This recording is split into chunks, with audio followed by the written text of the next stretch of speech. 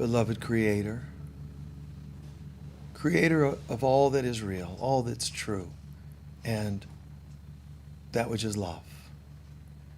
We, your children made in your image, call upon your presence to be here now with us. We know you are always present, but we're affirming that we are moving out of the way, parting the veil that we've created between us, so that your light can shine directly into our hearts, our souls, the altar of the Holy Spirit. In this place, we call upon the Divine Mother to shine her light, her presence, into our hearts. Help to illuminate and warm this place where we learn to love and accept each other and forgive ourselves and each other. In this place, we can affirm that heaven has come. Heaven is here on earth as it is in heaven, as a perfect expression of peace, love, joy, abundance. All that is heaven is here now. We need merely to lift our veils, judgments, opinions of the past, present, future, all fears out of the way, so that your light shines directly into our hearts, reflects as directly as possible into our lives. And so it is.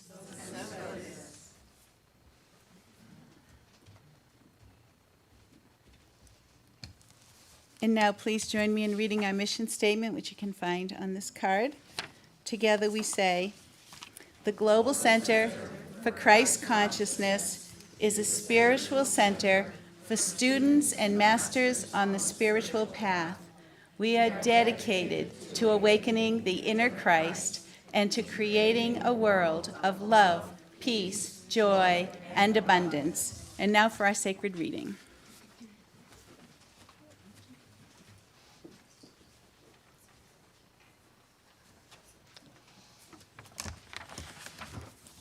From A Course in Miracles. Realize that your part in God's plan is to be happy. Only this is asked of you or anyone who wants to take his place among God's messengers. I mean, the mind which serves the Spirit is at peace and filled with joy. Its power comes from the Spirit. And so it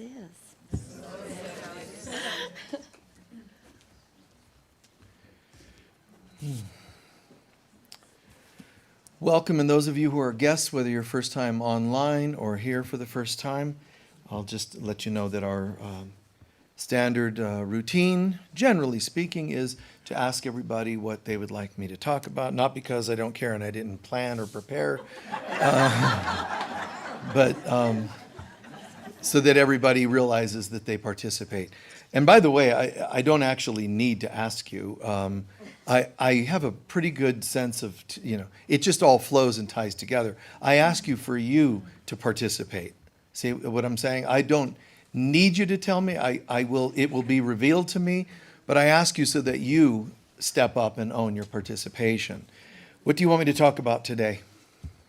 How about the New Jerusalem? New Jerusalem. Yes? Broken promises. Guys, huh?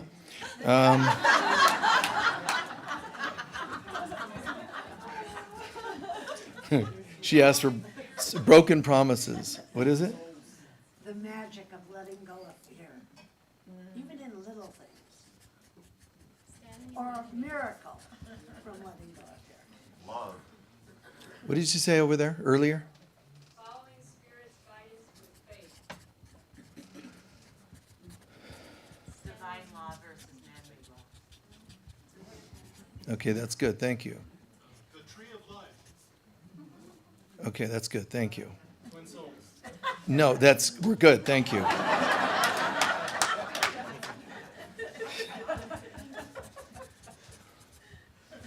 Okay, thank you.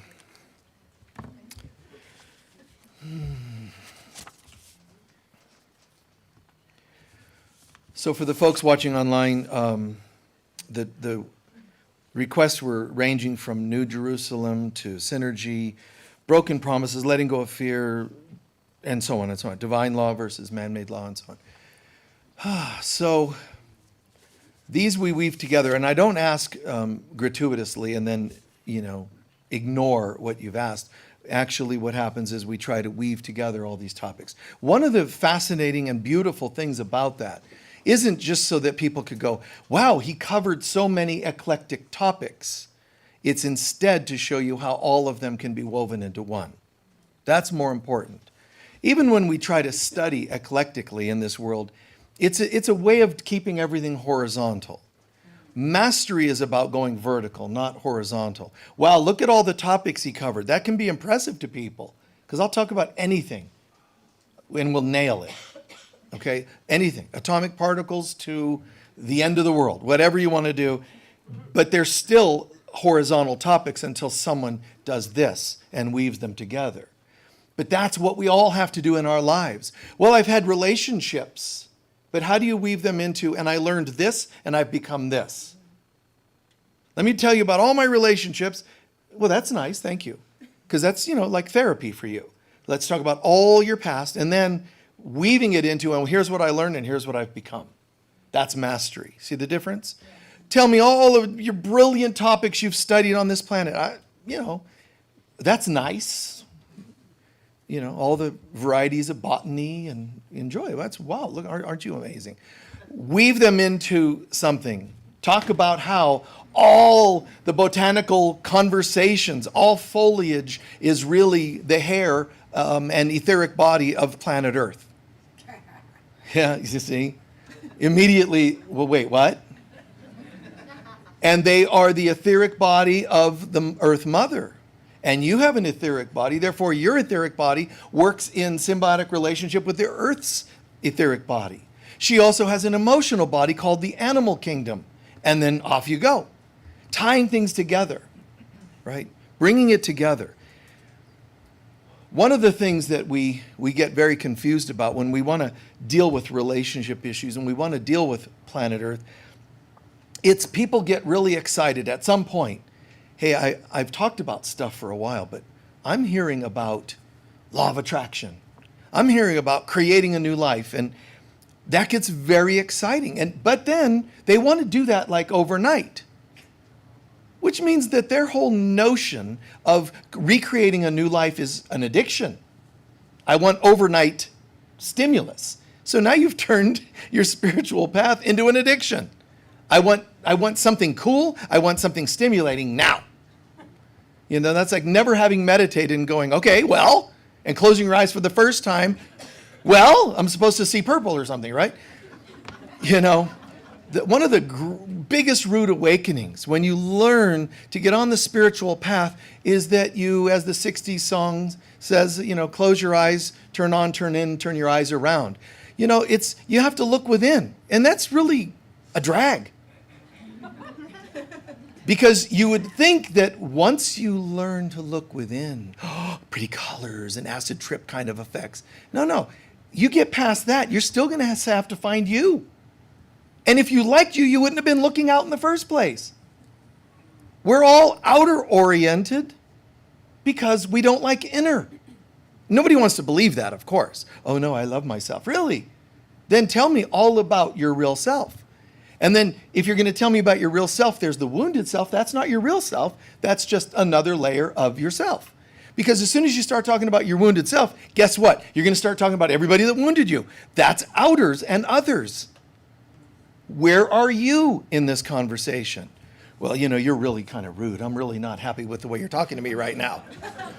Anyway, my advice when you want to change your life, my advice when you want to shift from outer orientation, when you want to shift from many horizontal topics to a vertical topic, connectedness with spirit, it's to learn instead of quick fix, we learn to assemble a new life, especially through integration. Not, what do you want? I want this. Okay, let's manifest it. Now you go to one of those seminars that cost you $8,000 in some large hotel somewhere in Atlanta or wherever, And everybody sits around going, what would you like? Anybody want to share? I want a new car. Let's all tell. I'm ready. I'm going to create that new car. And you get them a new car, but they're still jerks. They haven't changed their being. They haven't changed anything. They just manifested a new car. That's not integration. We come from broken selves, and you can still talk louder. A broken drill sergeant doesn't mean because he gets people to stand in line and yells at them that it's like, wow, what a master. They're still broken. So you can't yell at yourself and command that you manifest a new car and think that you're evolving. We learn about ourselves. First, we have the reactions of life. I'm broken, and then, no, I'm not broken. I'm going to be a CEO, and you prove everybody wrong. But you haven't. You're still broken. You just manipulated matter. It's like a magic trick. You look shinier. We see now that your rings have gone from one type to gold. We know that you've gone from a Timex to a Rolex. We know that your suits are cashmere or whatever is they make suits out of. We understand that your stuff's cool looking, and that your car, that somebody pulls it up to the hotel instead of you hiking to the 4th, 6th, 8th floor of a parkade looking for your car. Where's my car? Waiting for it to beep back. Instead they pull it up at the front of the hotel, and you know what I mean? We know you've arrived. But you're still broken. You're still a broken person. Just looks better. So people have to recognize there's the quick fix, which means you've put on a new suit and now you're successful. It's not real. You want to change your life, you have to do something different, which is, first of all, who are you? Who's the one that wants to change their life? Well, I'm really broken, and I'm coming from a broken life and so I'm trying to compensate. That's not God yet. So you have to go from there's a broken self, then there's I'm going to now get on the path and I'm going to do what's called, I'm going to find myself, which is cool, but you're not going to do it. It's not going to work. You're going to find other parts of yourself. But when you say find yourself, who's the you that you're trying to find? Just a more successful person? Well, good. So say I went to a program to find my more successful self. Finding yourself, capital S self, means God. And you can't do that without God. Go to seminars, read books, do processes and so on and get certificates. It's still compensatory. I have to realize there's a broken self, then I find myself, then I need to lose myself. And then who's the self now that's waiting? One more, God. Yeah. And it's all kind of funny and kind of ironic in a sense, because all the doings add up to nothing other than lessons. So I did this, and I had the broken self. I survived. I did survival. Then I found myself. So I went out and did finding myself, only to realize that I still had to go through a Saturn return or a dark night of the soul, which broke me down to where I had to give up myself. Well, wow. Do you know how much I spent on finding myself? And now I've got to lose myself? Which is a great test in trusting God. Let me say, However, it's like, okay, I'm going to go through ignorance, finding myself, losing myself, and then surrendering. God, I'm probably the only one on the planet that has gone through this. Spent so much time and money. I married others to find myself. Well, clearly now my family will like me. Now that I've given them grandchildren.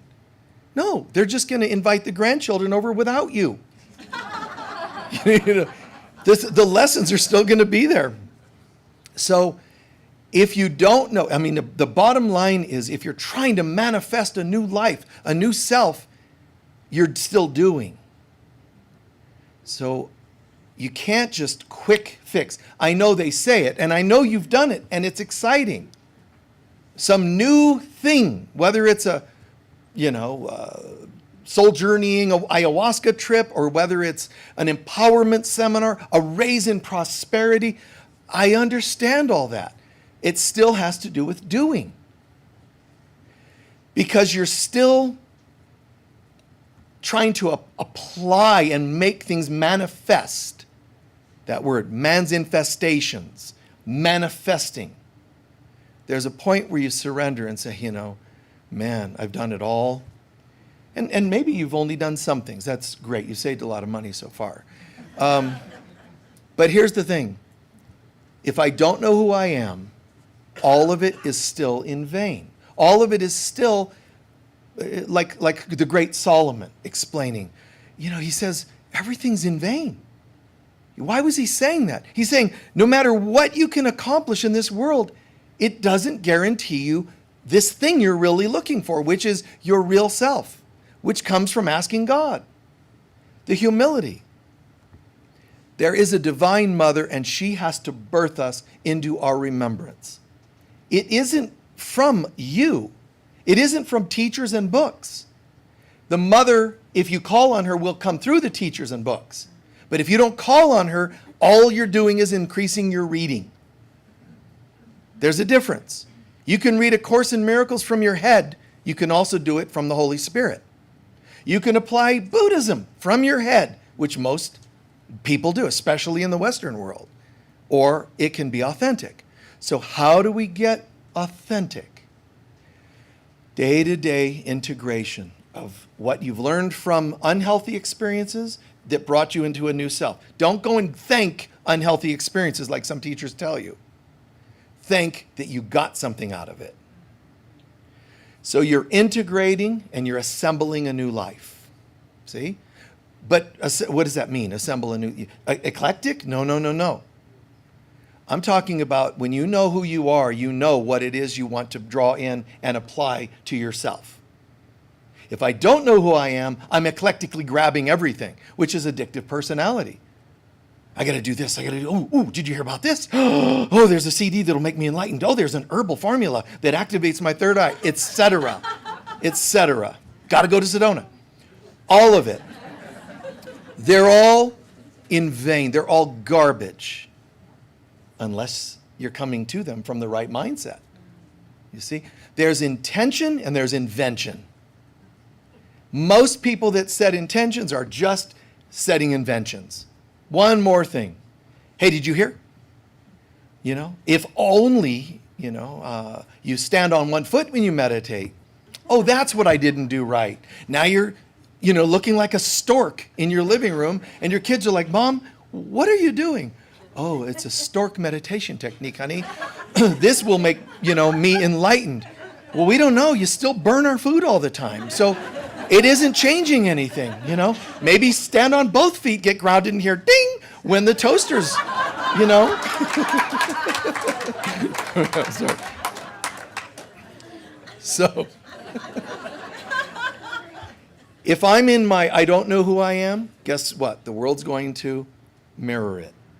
If I get into the I'm finding myself, the world's going to reflect it, right? And that sounds good. It's better than not knowing who I am. I'm on the self-help routine. I'm into self-discovery. The world's going to reflect it. Still, it's good. But then when you realize, and I'm still doing, and I'm still doing, and I'm still, at some point you're going to go, I'm getting suspicious. Because all the great things that the world is mirroring to me, I'm becoming more prosperous, I'm becoming this and that and the other, and I wear different clothes and so on. Wow, I'm more spiritual. You still find it isn't paying off the way you had hoped. So then, surrender. And now you lose yourself. And in that, you're starting to go, wow, that's what it was always about. Emptying. Now I'm into nothing. I don't do this and I don't do that. I don't read anymore. And that's actually beautiful, but you're still not done. The surrender leads to something. Surrender is not the end of the story, even though a lot of meditators think, oh no, absolute surrender.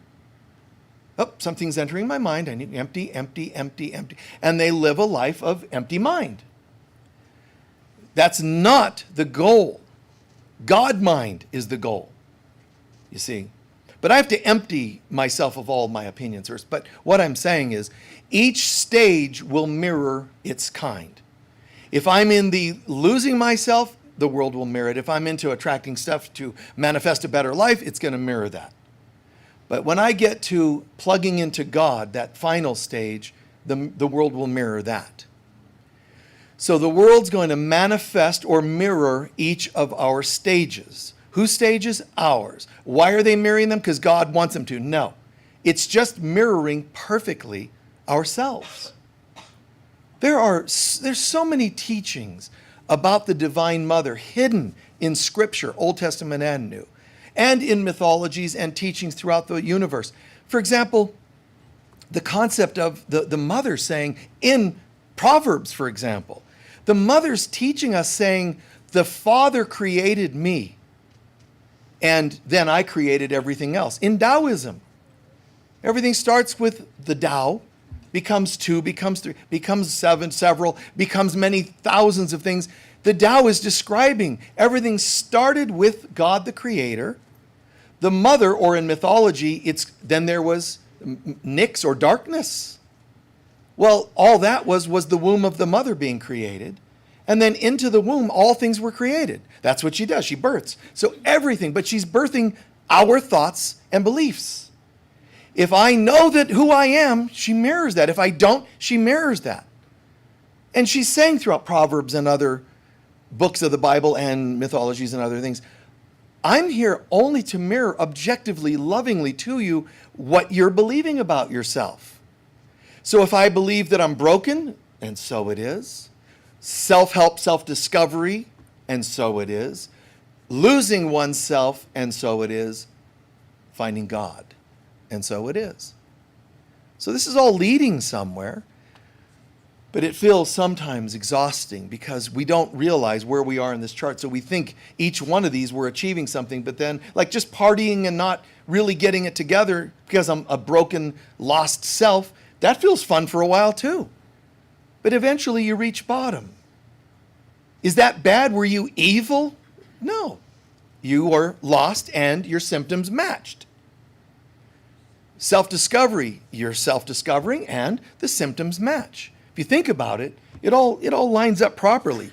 But that point, that fourth one I'm describing, is like a knowing. I know who I am, but if I'm thinking Michael knows, then I'm still in self-discovery mode, right? Because I'm speaking. Instead, it's I don't know. Oh, well, that's not very powerful. You're one of those people that I don't know. Well, I do know because I went to a seminar and it told me what I know. And you, poor Michael, you're in the I don't know. Oh, man, that's way down there. You're in the I think I know. See, that person that's bragging, they're into the I think I know.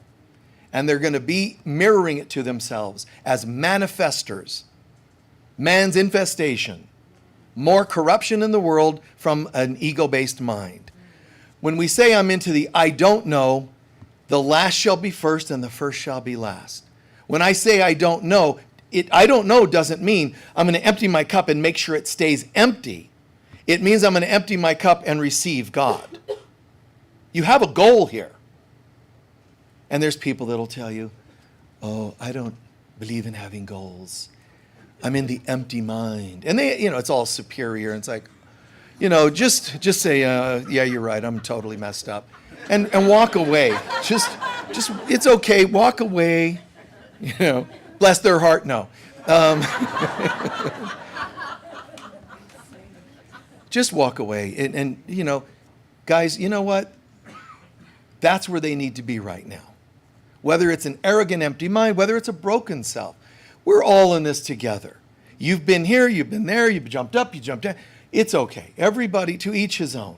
But the idea is assemble a new life by learning from the things that weren't so great. You choose what to learn from them and assemble them in your vertical self. Also give thanks for the gifts of the good things you chose. Don't just learn from the negatives, also give thanks for the positives. At the end of the day, I give thanks for both. I thank what I learned from that, and I thank what I was gifted from that. Thank you. That's what it means to live in gratitude. It doesn't actually mean just don't forget to give thanks for that car or it'll go away. You're sleeping and the car's like,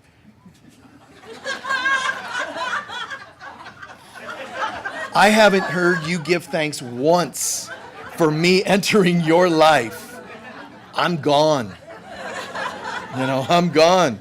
And then some criminals are walking down the street, and they're like, what was that? A car that we should steal. And your car's gone. And then you're like, how could this happen? I went to a seminar on man's infestations,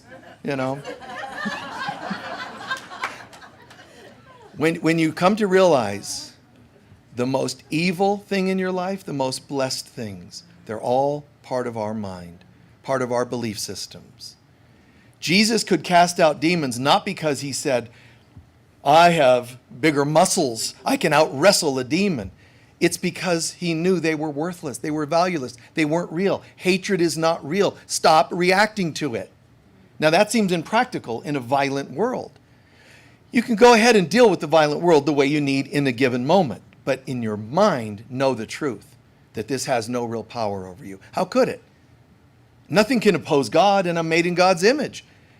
But for now, God's image is only an image, a hope.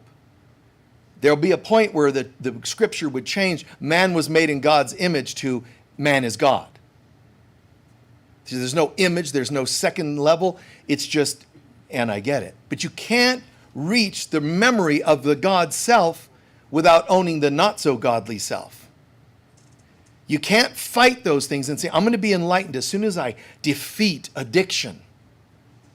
It's I am God working on the addiction. See, really, 12 steps, when they're asking you to incorporate a connection to God in the work, that's on the doing level. But there's a point where, and I am a part of God. It isn't God keep me from addiction, is in my God self, I only know sobriety. See, I'm not fighting drinking or whatever it might be. I am as God, and God wouldn't have any problem with that, right? Judging yourself for addiction isn't what God would do. So it's really, when you really get to the higher level of all these kinds of programs, you're not begging God to help you fight an evil, which is a good place to start. There's a point where you realize, what is that thing? But a doubt in me. People don't realize how much we sabotage our life. I'm into self-help, but it's only going to last so long, and then you're going to be bored or frustrated that I'm into self-help, but I don't feel any more enlightened. I don't feel any more at peace. I can totally feel connected with the trees. Oh my God, and I went doom, doom, doom up on the mountains, and when I did that, I could see angels and beings and ancestors. There was a fire lit up on the top of the mountain. I was the only one there, but I could see all these elders, singing and chanting and all this oneness. Damned if on my way down from the mountain, I ran into my mother-in-law. And oh my God, I didn't make it down from the mountain. And it's like, that evil person ruined my meditation. No, she brought you an opportunity to apply what you got in meditation. Because if you don't apply it, you can't integrate it. If you don't integrate it, you can't become it. It's all just talk. So we sabotage, sabot, right? French or Belgian, in Belgium they also use this concept, but the sabot, the wooden shoes you see in the Belgian paintings and so forth, sabot. So sabotage means to take your wooden clogs and throw them in the machinery when people were trying to rebel and at work and say, we want rights. And so they weren't given. So the government was like, we'll just hire people from out of the area. So they went, well, we're going to think of something. You know what wouldn't go very well in this machinery? Wooden clogs. So they threw their sabot into the machinery. Sabotage. And sabotage, you do not sabotage things out of good-heartedness. You know why we sabotage? Anger. Hurt, it's always hurt and anger. So when you sabotage your life, what you're really doing is called, forgive me, man, self-loathing. You can't tell me it's self-worth, because that's the opposite. No, I think self-worth made me sabotage. And what do I mean by sabotage your life? Guys, anytime you do something that is not congruent with love and self-worth, you're going to sabotage. you're going to get back at yourself for not living congruently. You, not God. We used to call it God, and then we grew and started calling it karma. It's always something outside of ourselves. Well, it was karma. It was God. It was, curses. It was genetic. One of you is asking about ancestral healing, for example. Is always something. But do you notice how you don't say I when you talk about it? You can say my ancestors, my genetics, my I. Where's the I in this? The I am. Do not take the Lord thy name, God's thine in vain. Do not take God's name in vain. And you are when you say, I am anything other than holy, loving, peaceful. You can say, this is how I feel. But there's a difference between I am versus I feel. If you're really going to use I am, don't put garbage to it, because that's using God's name in vain. You see? Speak I am when you're saying something holy. And we all slip. I am frustrated. Don't judge yourself over it. Like, that's not going to help. Oh my God, now I am going to be cursed for that. I'm still struggling is true. How do I know that? Because it feels that way. Am I affirming it? No. So if you slip and say I am, just remember, I am feeling this way. There's a difference between a feeling and a fact, the truth of God. So we sabotage, and it's self-loathing. So I'm saying to you, when you know you are plugged into God, and God is love, therefore, so should your life reflect love, and you say, you know what? This one conversation, this one family member, every time they call, I can react from my broken self, or I can apply my self-help stuff. Oh, yes, and nonviolent communication techniques and whatever, and they still come at you, and you're like, okay, I'm going to throw that out. You can empty yourself and just vent away, brother, and let them just vent. All of these things are going to run, just run you into the ground. At some point, any reaction I have, when I know it's not congruent with who I truly am, I'm going to throw in sabotage. Anytime you are staying in a relationship that you know isn't right for you, I'm telling you, it's only a matter of time. The clogs are going into the machinery. There's just a point where you say, you want me to clean what? Reach for the clogs. You want me to clean up after you? You want dinner by when? Clog time. No, I will not cook. I will not cook. But being a loving person, I will give you one of the, business cards for Domino's, That's my support will be that limit right there. But when you guys, when we've been intimate with people that we shouldn't be intimate with, it comes back on us. Karma, it's God, it's a curse, it's family. It's a knowing that isn't being lived. I know that it should feel like this and it doesn't. But I do it anyway. Why? Well, because I've been married and this is my job as a married partner. Oh, because they're my kids and so forever I have to be their mom. Yeah, but they're 85. At some point you just say, they're human beings. Oh, no, they're my children. Ah, I see. You're sabotaging yourself. Your own negative, limited statements are forms of self-sabotage. And they're going to be mirrored too. When you're off in here, it's going to be off out here. And it's going to happen to everybody. Jesus had a Judas. Jesus had a denier, a betrayer, and so on. But he didn't see them as that. The reason, one of the main reasons he becomes the Christ is his ability to stand in the cycle of life and not buy into it, which he attained in his previous lifetime as Siddhartha. Boom, and he nails it. He comes back and has to live it as the Christ from birth to death, not get it when he was 30. He lives it from birth to death and then ascension, because now it's, I get it. I completely live it. Jesus, for all the other reasons we recognize his ability to awaken into the divine self, the Christ self, which we all have within us. That ability to say, you can bring anything here, and I don't see it as separate from myself. I see them as things that I disperse, And how could he do that without the mother birthing in him faith, birthing in him Christ consciousness? Jesus didn't just become the Christ, it was birthed in him by his mother. How? Because she refused to see anything other than his divinity. I know Jesus gets the kudos for becoming the Christ, and rightfully so. But his mother, in her seemingly passive way, held the space for it. You see? If she would have waffled, it would have, in her mind connection with him, it would have tempted him to waffle more. She held space. You can be up on a cross, and I could be crying that my son is being murdered, but I know, somehow, despite what I see, you're still the Christ. I don't know how this is going to work out. This is all very strange. This is not what I imagined when I gave birth and the angels were heard through the ethers.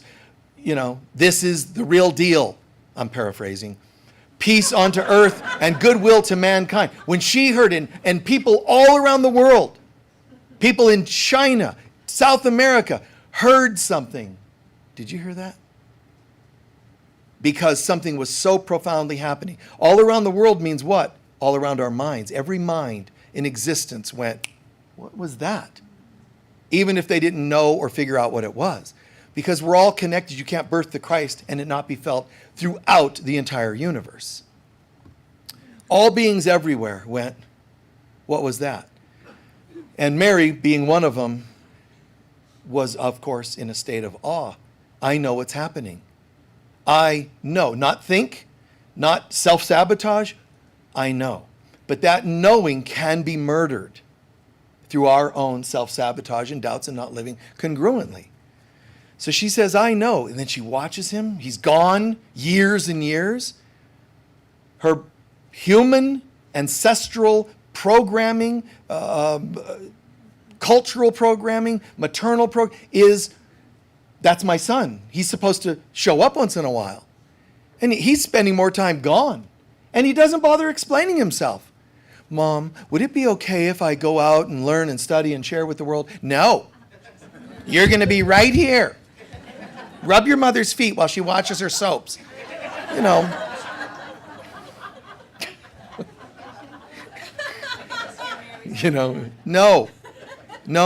And so she has to tolerate all of my agendas, like the sea for Moses and the Israelites, parts.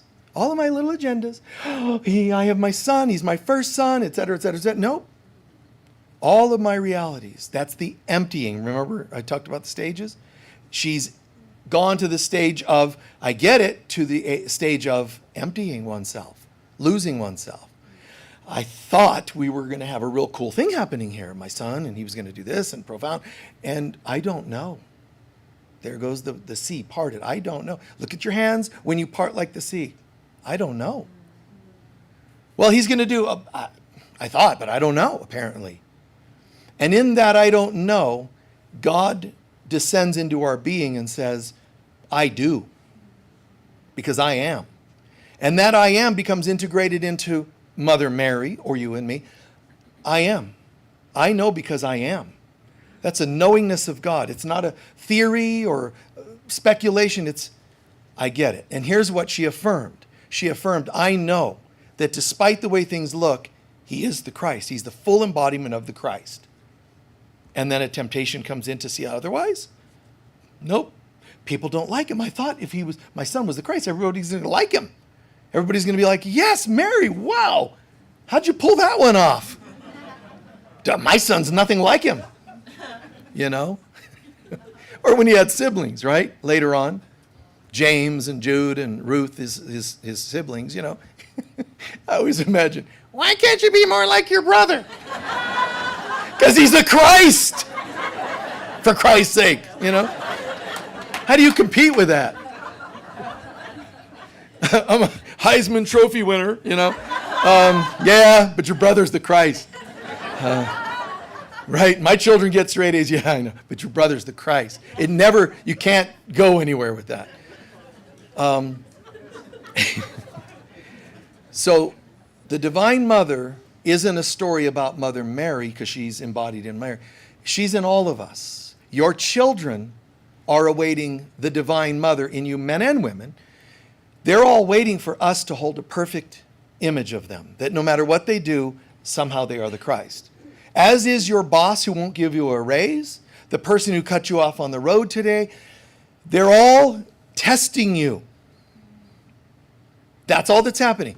In them, there's a spirit spark called the Christ, made in God's image on the inside. On the outside, they're like, flipping you off and rude and, cut in line. And they're all tests. Mother Mary was tested and Jesus was tested. And Jesus didn't choose to say, Judas, my brother, how could you dare do this to me? He couldn't slip into seeing it that way, which is why he didn't guilt him. Instead, he tells his apostles, more or less, you're going to go through a lot of doubt and fear, but don't worry about it. You're going to get through it. Oh, well, we would never, because, we're apostles. We've seen you raise people from the dead. That's going to carry us. No. It will not. Oh, yes, it will. No, it won't. Talk to the hand. Talk to the hand. Because Jesus knew you are humans, as I am himself, and I've been there. The spirit is willing, but the flesh is weak. Meaning, my heart knows something here, but my human self, driven, hijacked by my ego, doubts and fears. Can you help me with this? Yes, I can. Call on me. When he says call on me, it's not just, Jesus. It's you're calling on the Christ. When you call on Jesus, the Christ, you're calling on the Christ within yourself as well. Jesus would never say, keep looking at an image of me if you want to know the Christ. Every time you look to me, I'm automatically awakening it in you because we're not separate. He doesn't have to go and trigger special genetic codes. When you reach out to the Christ in Jesus, your codes are already starting to activate. The Christ in you is already starting to activate. There are parts within every cell in existence, and that includes your genetics. There is a hidden part in your genes that is the Christ self. It's the light within the gene, but it has to be activated. How? Well, there's this herbal formula for $19.95 that I can sell you. No, that's what it meant by when you hear people say, there's the Christ and here's the Christ. Don't listen to them. That's what that means in Scripture. For this little something, don't listen. It's by asking the mother to birth this in you. I have children and they're doing this and I'm tempted to see this, but always own what you're tempted to see, but always throw in the rest of the sentence, which is, but show me how you would see them. You have to activate that divinity. You have to ask the mother to step in. The whole concept of call on Jesus, that's right. But it isn't Jesus that saves you. It's Jesus that introduces you to your saved self.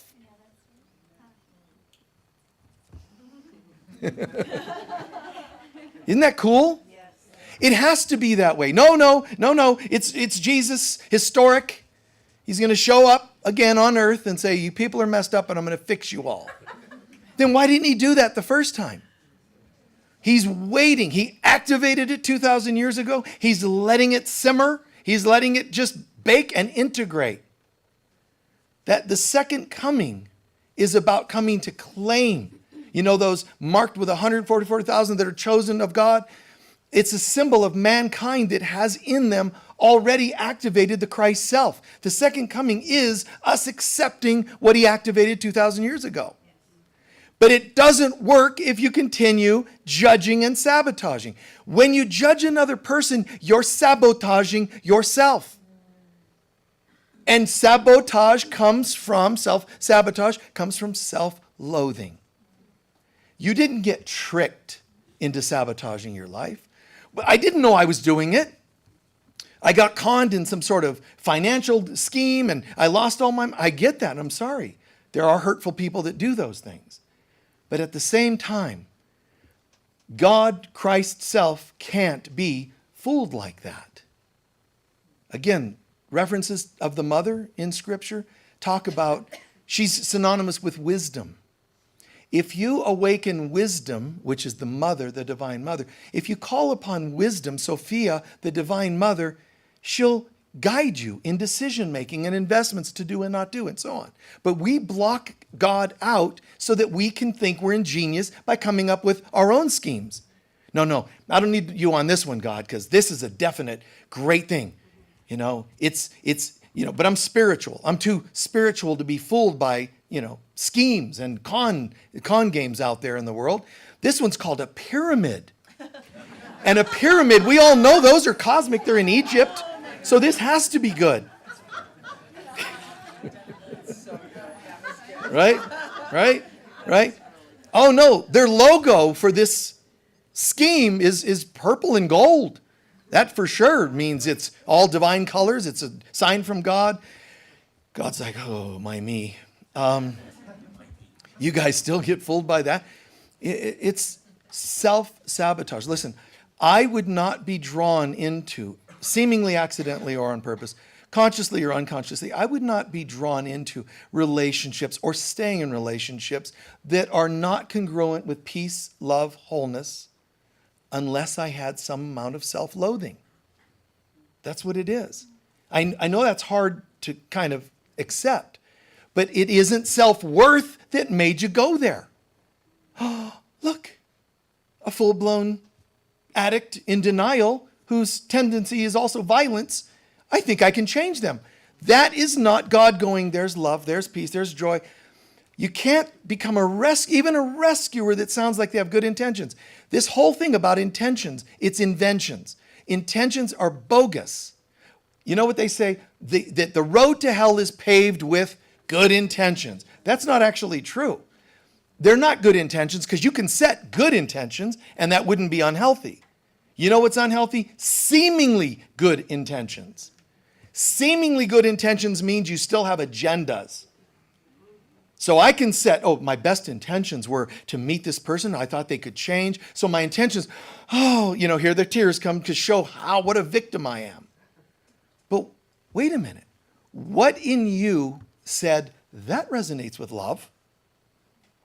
When they have 5 restraining orders. Let me see. I don't know why, but that resonates with love and self-worth. No, it doesn't. I'm not saying judge them and hate them. I'm saying what makes you go, whoa, that looks good. What did that? Self-loathing. And you can be mega spiritual and still have this seed of self-loathing. Why? Because it's a temptation of the ego to say, you think you're evolving, don't you? You think you're almost there, don't you? I'm going to find some little seed of naughty, something just freaky in you. You're all spiritual and everything's cool, but all I have to do is, because you're so spiritual, all I have to do is dress up that person in the right color, and you're getting, wow, your eyes still fool you. The words you hear when they say, hey man, I'm like totally into yoga. I'm finishing yoga teacher training. You're like, wow. If they're into yoga, it's definitely a good thing. No. It just means they've gone through more training on flying in under the radar. That's it. They're just greater specialists at that game. Come on. The bottom line is, be aware of who you are. Be aware of what that means. God, love, peace, joy. This is who I am. This is what I choose to create from. Not manifest, not make, not false intentions, seemingly good intentions paving my road to hell. Instead, there's a knowing. And I'm going to slip, but when I slip, my knowing calls me back to forgive myself. There's a knowing, and it feels interdependent. It feels kind of complete. So it isn't going to be that they do yoga or they wear purple that makes me say, wow, this person's perfect. It isn't going to be because your astrological thing said you're going to meet the right person this week. You always meet the right person. Every morning you wake up and look in the mirror. But are you feeling it? Are you knowing it? I feel complete. Do I still choose to dance? Can you still have dinner? Yes. Feeling whole can still be dinner, but you're not going to eat things that sabotage your body. Oh, I have to have this. And I'm so spiritual now, I'm sure I'm no longer allergic to gluten. And then you're like, oh my God. Guys, just own it and laugh at it. It's okay. I know who I am, and the rest of me is catching up to that. But it can't if I keep sabotaging, because I'm going to hold a lot of guilt and shame when I sabotage myself. Because I know deep down, there's a part of me that wants this, and there's a part of me that wants this. This is the knowing, and this is this world. You got that? But look what shape it makes. So you are crucified by your own inner conflict. You are crucified with that which on some level you know. You know you don't need anyone. You know you don't need to even eat. But then there's the guilt of still doing so. And what's worse is eating foods that still hurt you, that don't resonate. You don't have to force yourself to be vegetarian to be spiritual. It's, are you a vegetarian? And you sit and go, yeah. And then now it's authentic.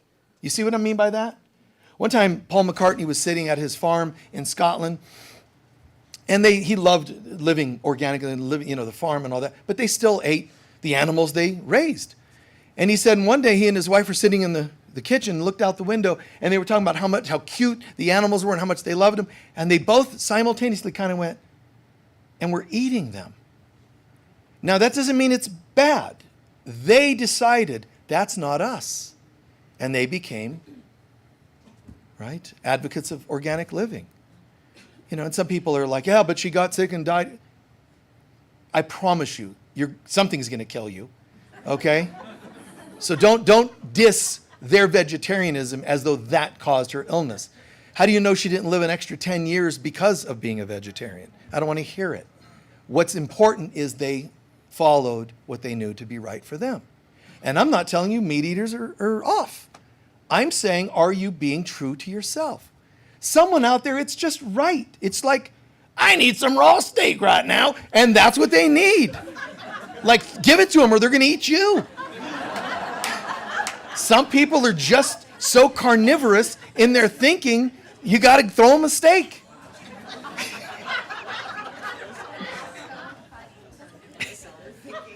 Feed them, quick, They're not going to be like, oh, kale.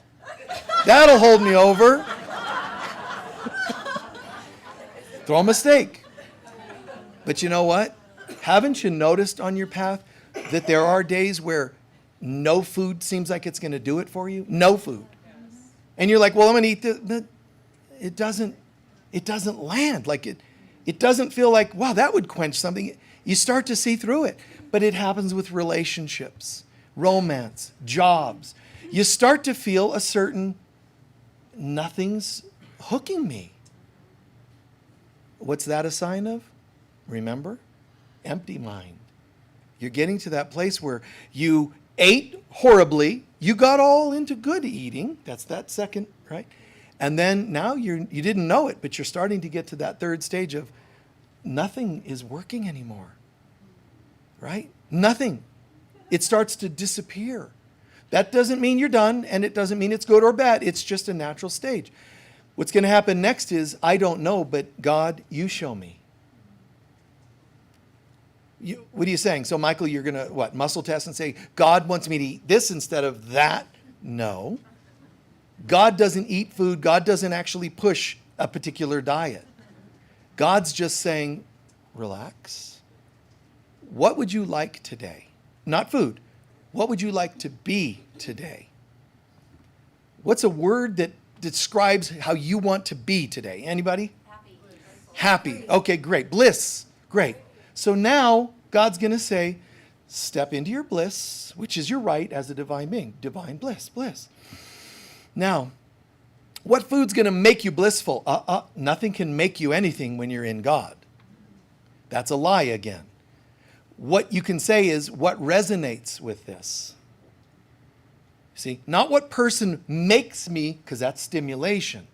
It's what resonates when I sit in my bliss, what resonates. And for me, Michael, and I struggle with it at times because it's like sometimes I can't think of anything to eat. Nothing just does it. So, I mean, seriously, I'll go to the refrigerator and stand there. And mine's empty. It's empty anyway. It is. It is. I have a drawer that's filled with always 8 big tubs of butter. But I have almost nothing in my fridge. So I stand there and look and I'll go, oh, and then I'll take a bite of a $100,000 bar. And then I'll go and work again. Then I'll come and wait. And I'll go back again and I'll have a couple crackers. That would, see, I mean, I don't go, it's time for a 5-course meal. Quantity like that doesn't do it. It's not me. The car you drive it's a resonance. Don't go and get the car that impresses the neighbors.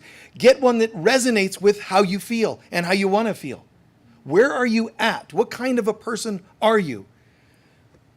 I'm a pacifist, and you show up with one of those SUVs with the tires, this stuff, driving over your neighbor's yards. It doesn't make sense. You're a pacifist. It's incongruent, and you will sabotage and pay for that because you're off. It needs to resonate. There are certain kinds of people, believe it or not, that own certain kinds of cars, and they don't know that that's so. They know in marketing they want to demographic women or men or 30 plus, or they know demographic intellectual stuff. They don't realize it's also soul archetypes. There's a type of person that has a yard that has room for vegetation, and others not. Just make sure your house, your home, your life, your relationships resonate not with the broken self, not with the I'm fixing myself, although that's better than the broken self. Now you find somebody that kind of is into the same thing somewhat, not just broken partying. Now I'm looking for somebody that's, wanting to do some yoga and go for walks. I think that's pretty cool. But someday you're going to find emptiness. Still, despite best intentions, it's, empty self. And then there's something waiting for you. If all you can do is the second of these, and I'm afraid of emptying myself. Now that I'm manifested a co-yoga partner, and we do breath work together, and we light prosperity candles on my altar, I don't want to lose that. Honor yourself. Okay? Honor that. And give thanks because you've moved from the broken, partying only and shallow living. It's good, but you're not home yet. Still, the universe is going to every so often say, would you like to? No. Oh, I'm going to home with my partner. We're going to climb the red rocks and we're going to, I think that's cool. But she's going to ask you, the Divine Mother, every so often, are you ready? No. Something's going to happen to where you say, yes, I'm going to lose myself. And I don't know what that looks like or means, but unconditionally catch me. I'm going to lose myself. Despite the partnership that was cool, integrate. Remember, integrate what you learned in the first relation level, which is not knowing who you are, manifesting weird stuff, partying, and just, unhealthy living.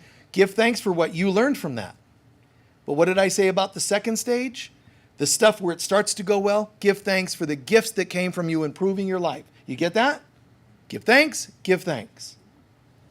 With that in mind, a state of gratitude, all these things get peeled off, and because you're truly in an unconditional state of gratitude, you drop into the abyss and the mother will catch you. The other was you catching yourself a little. Here, the mother catches you. She said, wow, you surrendered to devastation. You surrendered to obliteration. Very courageous. Not a negative type of obliteration, but it means any that I was, I surrender so that I can find that which I am. And then something just lands in your heart and soul. Something lands that's like, oh my God. And it's going to be, that third stage of obliteration is, I don't know what to eat anymore. I don't know do I still have intimacy? I don't know. My friendships, which ones? I don't know. You see, the I don't know, that's that third stage, which is weird because when you're at the second stage, you feel so cool that you can't imagine ever giving up and saying, I don't know. I do know. These are my favorite books. I go to my yoga class every Tuesday. And, you know, you name it all, so it sounds so rational. Going to the third, I don't know, doesn't make sense. But you're going to go there the easy way or the hard way. Everybody goes there because we have to empty ourselves. And then in that empty vessel comes the filling from God. And God doesn't say, well, now that you're part of me, you're never going to eat, you're never going to dance. No, no. It just says, have you cleansed yourself? Yes, 70%. Well, that's how much room you made for something new, 70%. Have you cleansed yourself? Yes, 30%. That's all you made room for. That's what you're going to get, a new self. And we go through this cyclically to a degree, but to a degree, it's also a major shift in our spiritual growth, our spiritual lives. Something major changes in our being. And as I'm going to start closing, you mentioned New Jerusalem. The New Jerusalem means, essentially, it's depicted in Revelation that after all is devastated, the New Jerusalem descends into the earth plane. Well, Jerusalem symbolizing the presence of God. In Jerusalem, you have the temple to God, Solomon's temple, channeled by King David and eventually manifested by Solomon. But you have the New Jerusalem. What that means is that which was, watch this carefully, that which was theory up here in your upper centers, the New Jerusalem is said to be descending into the earth. Look. What happens is all that was once theoretical starts becoming integrated into your being. It's no longer a human theorizing about God, fearing God, wanting God, longing for God. The New Jerusalem is welcomed into our heart and soul. And one of you asked about broken promises. That is stuff of this world. It's very sad. Instead of looking at people who broke promises, remember, they're broken people. How could they not break promises? That's what broken does. They might portray that they're not broken. That surprised you. How could they break promises? When I thought that they were, well, you were mistaken. So don't just talk about how they did or didn't do. Talk about how you thought that they were here and they were actually here. And you might say, I'll never fall for that again. Ah, that's the reactive you talking. Oops is better. Oops, my bad. And what can I learn from that? Well, I can see where I put, this is just one theory, I put so much in them being something that couldn't fail that it was destined to fail. You see, look for the lessons you might gain from this. Take a few centering breaths, please.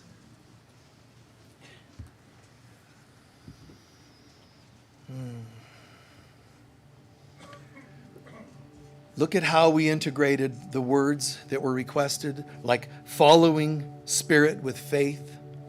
Look at how that's there in the talk. Divine law versus man's law. It's all there.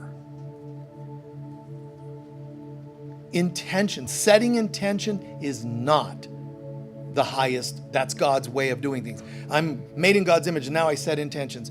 You're inventing, not intenting. The only way you can set healthy intention is to align with God and then simply look forward and see that which aligns with peace, love, joy is all I care about. That's how you set intention. True intention. If it's of you, it's an invention. If it's of God, it's an intention. When God said, let there be light, there was light. There wasn't maybe, there was light. In my I am, when I know who I am and I set an intention, my I am goes all the way through to the point of manifestation. Proper mirroring a healthy thing. When I'm off, the world looks off. When we're off, the world looks off. And even now, times of more and more growing war, most people watching a program like this would say, yes, let's pray for them. There is no them. Heal conflict within yourself and then affirm it for others. That's how you bring it to them. If you don't have it in you, how can you manifest it or bring it? Heavenly Father, Mother God, it's so easy for me to see this person that seems devout, seems set on growing spiritually. I can see the contrast of the old me, the broken me. But now I see this more evolving person, and I'm very grateful that I made it to this place.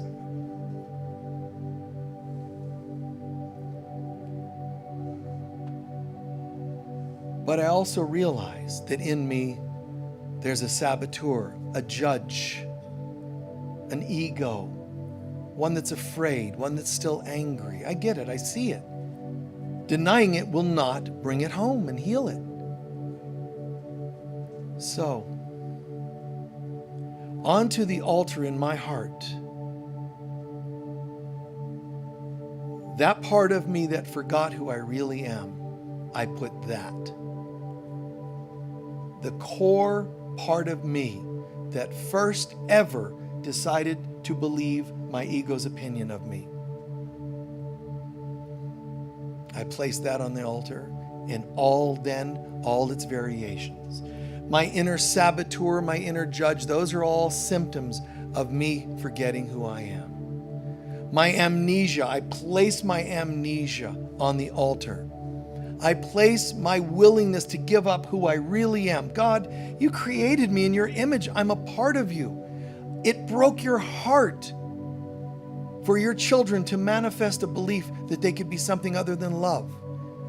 We are absolutely so sorry that we could break the heart of love. The good news is that in reality, none of this can happen. But for now, it's a dream. And we know that in a sense, metaphorically, it saddens you to see your children dragging on this drama of war, hurt, anger, retaliation, and so on. This is not your will. And it's not the will of our real selves either. So what do we pray for? Fix the symptoms or to remember our real selves? Because that solves it all. In this moment, Father, Mother, God, all conflict we see anywhere in the world, households or nations, we see it as a mirror of our belief to be in conflict, to feel conflicted between our divinity and humanness and whatever else. It's in here, in my soul. I struggle every day. I feed war just by not knowing what foods I want. I judge even foods. That's conflict. I'm sorry. All the foods of the world, be at peace. Please forgive me. Such a strange thing to place on food, cars, people, myself. Peace and be still and know the I am presence of God. Peace, everyone. Everything within my being. Peace, peace, peace, peace.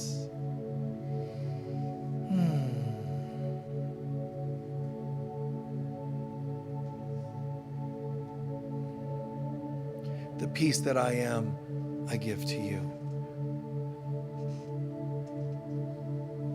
And knowing that that's activating in our being as a confident knowing, now extend it to all our brothers and sisters. Any place of conflict in the world, nations, people, in the streets or in warfare, peace, peace, all my brothers and sisters. It's not a peace that we're telling them to receive from God that we won't receive for ourselves. We choose to receive it for ourselves and we extend it to our brothers and sisters. The peace that I am, I extend to you. And they may not act like they get it.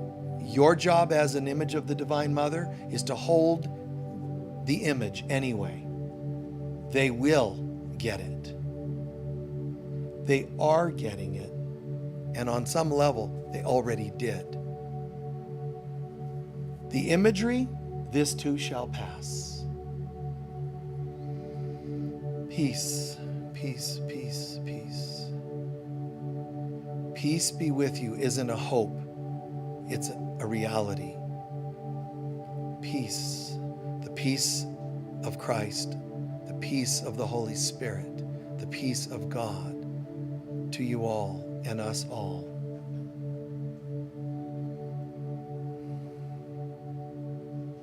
For just a half a minute, imagine there's nothing in the world right now except the peace of God, which is joy, it's love, it's abundance. Just imagine it, everyone. Peace.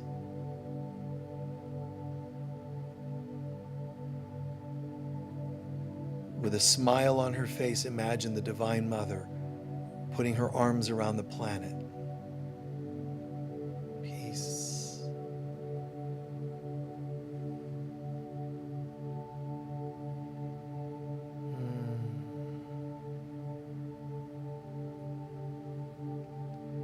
And imagine all the angels ever created swooping down to surround the planet with love, their wings extended, bringing love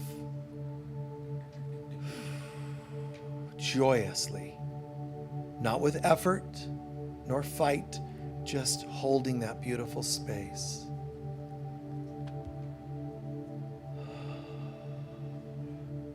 And if you listen, the mother is singing a lullaby to her children and the planet. The wings of the angels are flapping, creating a sound.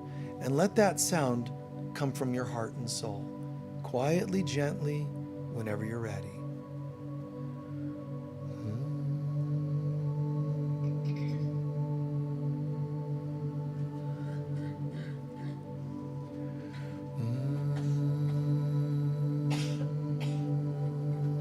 Everybody in the world, soldiers are standing up and they're going, conflicted households, warring partners.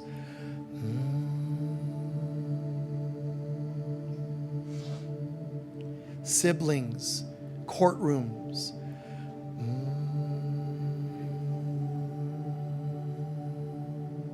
The lion and the lamb. Predators, prey.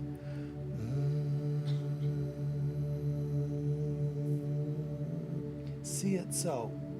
How beautiful.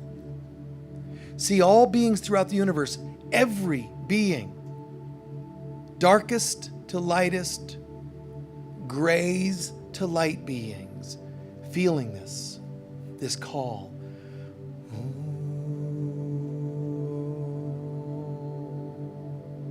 Nice, nice. The peace of God. This is what the Mother has been asking us to do forever. She says, thank you. I can only mirror you. When you want conflict, I can only mirror that conflict. When you call peace on earth, you allow me to be who I really am.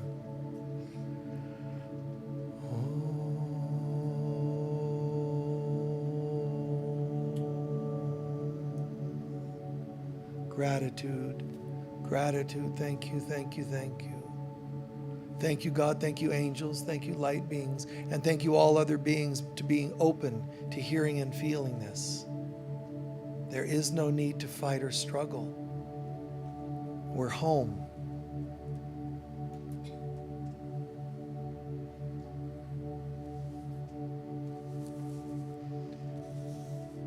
And so it is. Gently, gently back into the room, to your body.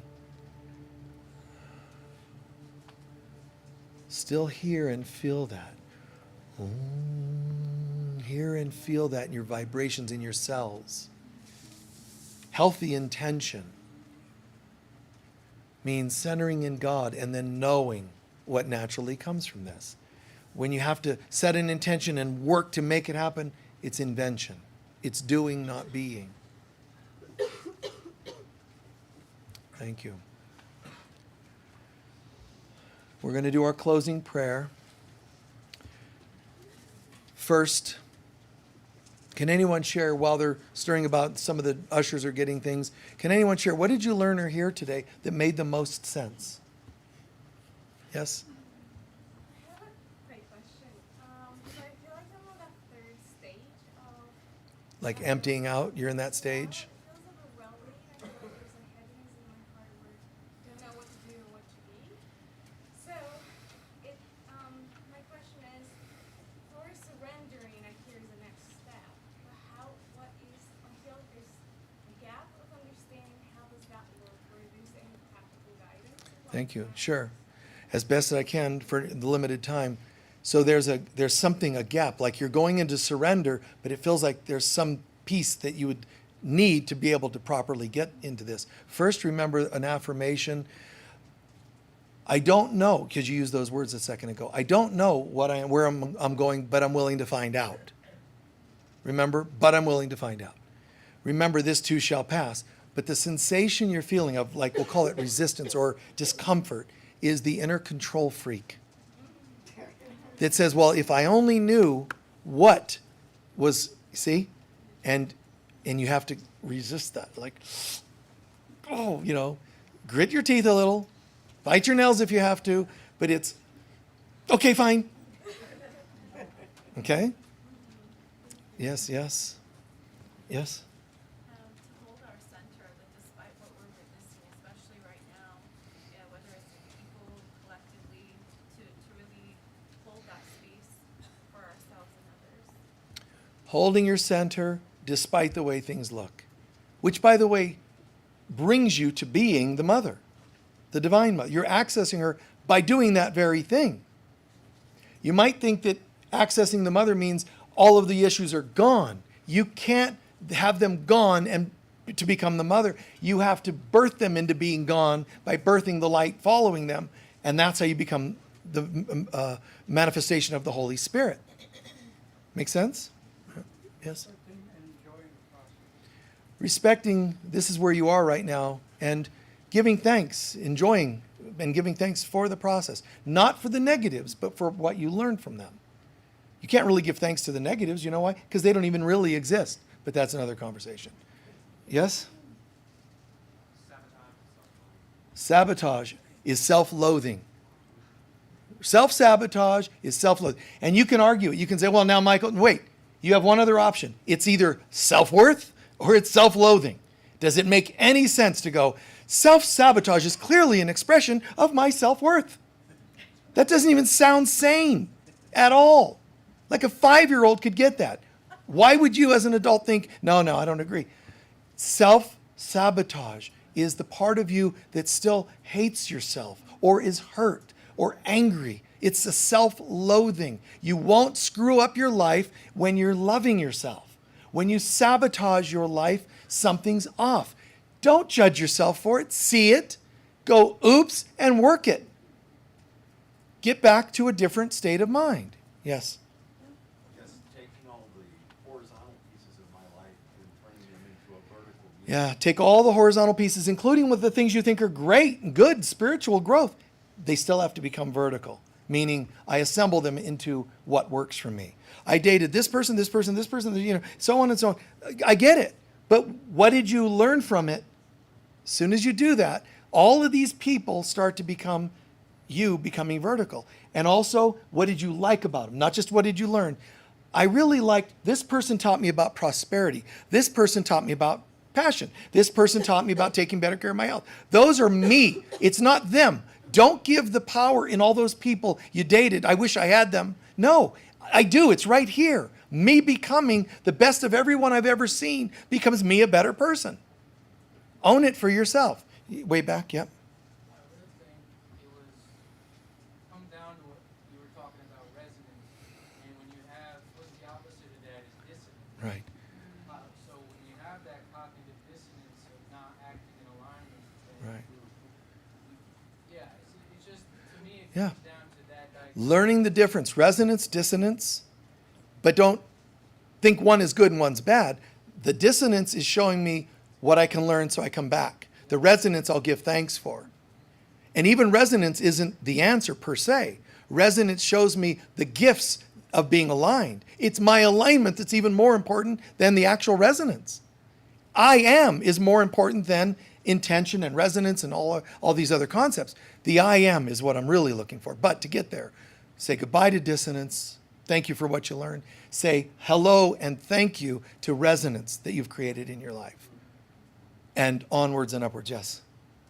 When we were doing the I really felt like this energy was going into Earth, Nice. and I could feel it coming up all around the planet as almost like heat waves off the pavement, Nice. coming into every living entity. Right. She could viscerally feel the whole meditation, that there was a shifting happening in the planet. And I assure you there was. I'm not the type to go, oh, here's a nice visualization.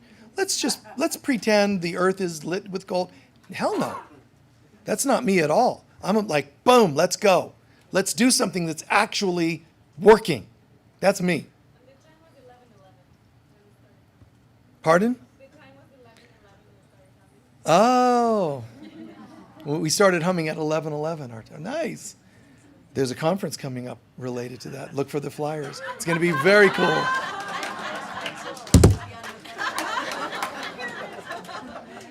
Yes? Sort of in the line what they were saying is that if it's of me, it's invention, and it's horizontal. It's of you. If it's still of you, it's still invention, not intention. It's still horizontal.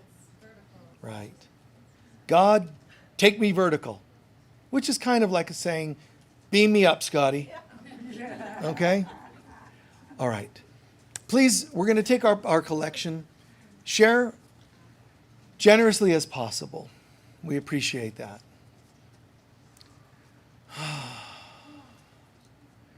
Really understand your prosperity level is a mirror of your consciousness, and I'm affirming abundance in myself and all. And I know this to be true, and that determines how much I share here and elsewhere, my prosperity. Paying something in line, paying something forward for somebody in a grocery store, giving a donation here. I am that I am, and I am filled with love and abundance. Therefore, I share love and abundance. And that's this gift that I'm sharing here now.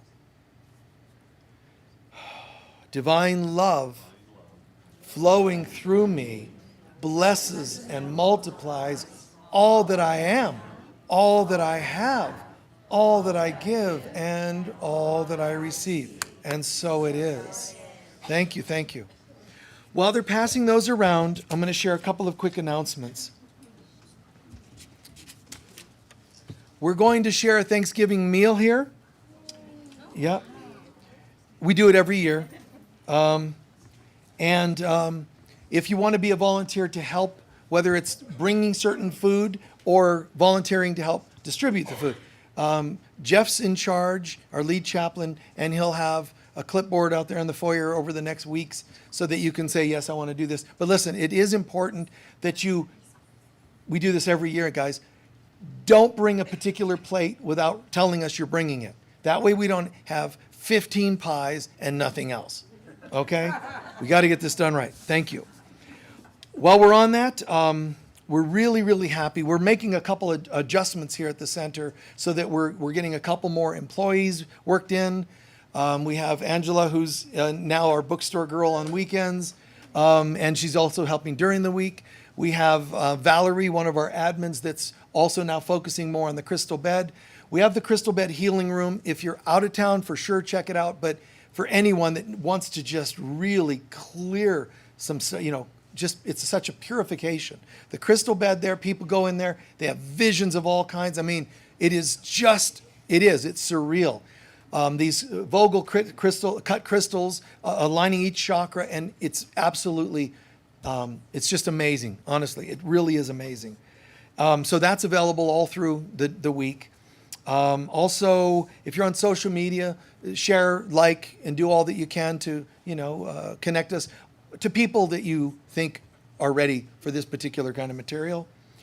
I want to thank everybody again. We had a couple weeks ago the Daughters of Heaven conference, and it was fantastic. But understand that was done from who we are and then assembling accordingly. You don't want to start a conference and just hire people that you think are famous to make money. See, that's different. That's quick fix, stimulus oriented. Who are you, daughters of heaven? What kind of speakers are right for this conference? Yes, yes, no, yes, yes, yes, yes. That's how you do it. And in your life, assemble based on who you are. And we did that. That's why it was so successful. That's why people said it was the most powerful conference event they've ever experienced, because it was God, not people, manifesting that event. From now on, we've also decided through the week, if anybody's interested, if you're in the area, from now on, we're going to have from 12 to 2 every day during the week, videos playing here for free. You can come in and watch a video, whether it's me or Eric, any of our speakers from the Daughters of Heaven conference. We're going to, our staff will put something on the screens so that you can come and sit down and just chill, learn meditations or whatever. The staff will be putting them on the screens. It'll be playing 12 to 2 every day. Okay? We do all that we can to provide as free as possible events, learning, sharing, healing. We really do. Okay? So it's just another thing that came to us. And this afternoon is our psychic fair.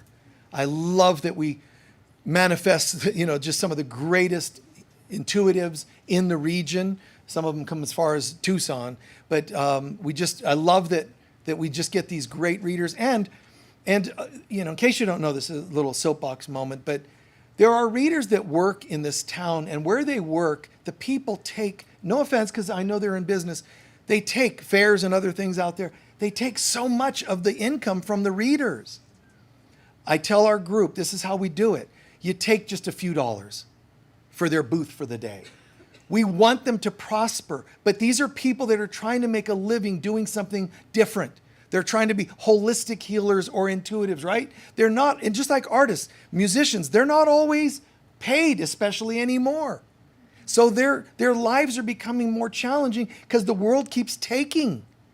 So our staff is in a complete agreement. Who are we? How much are we going to ask from the psychics and intuitives? Get all you can. That doesn't resonate.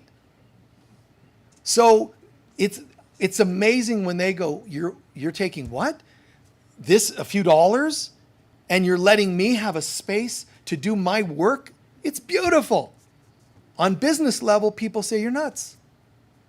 You could be making more money. No, you receive by giving. And the world doesn't understand that yet. Make room. And if nothing else, it's great karma. Help people wherever you can. Don't squeeze everything you can from them, man. Try and support people. People talk about CDs and musicians that no longer get paid for their music. We still have a CD rack. People call that 1980s. I don't care. I want CDs and I want to pay musicians for making CDs. I know that I'm an oddball. I don't care. Haven't you figured that out yet? We're going to have CDs as long as we can. As long as we can. And let people buy. That's great music. But you know what? You can go and use formats that squeeze the music out of musicians and never pay them for it. That's not, you call that new tech? That's just sickness, man. Share. Or if you do go download for free, send the musicians a donation. Say thank you for the things you get from people, especially when they represent the happy dream instead of the nightmare of this world. Anyway, Friday, October 27th, experience the musical magic of Jamie and the Dreamers. We have a few concerts happening here in the last couple months of this year. With their unique folk and reggae-infused sound, uplifting message, and infectious energy, they're creating an unforgettable live performance. So join us for this and other events that we have going on here. We love being able to provide as much as we can for free and or very affordably. To me, it's the only way to be. It really is. I mean, that's like when you know who you are, what to do starts to look very organic, very natural. You see, when you know who you are, there are people that if you right now imagine that you know who you are, there are people you would not have dated that you've dated. You'd be like, what? It seems surreal. It's supposed to seem surreal because it's not so real. You know, you weren't coming from God, so what were you thinking? I must have been out of my mind. You were. You were out of your God mind. But did you learn from it? Yes. I wish I hadn't learned so hard. I know, I'm sorry. But did you get it? Yes. Would you repeat it? No, that's when you know you really got it. No, I would not do that. Okay, cool. Now where would you like to go? Really? Anything? Yes. Where would you like to go? Love and self-worth? Is that okay? I'm pretty sure. Love and self-worth. Now my life starts to mirror it. Oh my God, my wardrobe started changing. You know, it's like, wow, I feel different. What I do changes. How I feel, how I think, how I move. I'm becoming more plugged into my divine self, and that changes what I do because I'm changing who I am. Very organic, very beautiful. You'll still have breakfast, you'll still have foods, you'll still have affections here and there. You'll still have income and not, taxes to pay. It's not the point. It's you're going to come from a different mindset where the world isn't taking from you. You're seeing what's really happening. This is a reflection of me. Ooh, that doesn't look so good. What do I need to change in here to make that alteration? Not how do I get them, those jerks, out of my life. It's, wow. Thank you. Adios. Right here, back to me. Changes everything. I pray that this has all made good sense. Please stand for our closing. Those of you who shared questions, I very much appreciate it. I know some of the specifics we miss sometimes because of time, but there you go. We covered as much as we can, and it feels really, really good. Holding a sense of gratitude. The Sundays, the friendships. Look at the workshops, the conferences, music, movement, playfulness. Nice.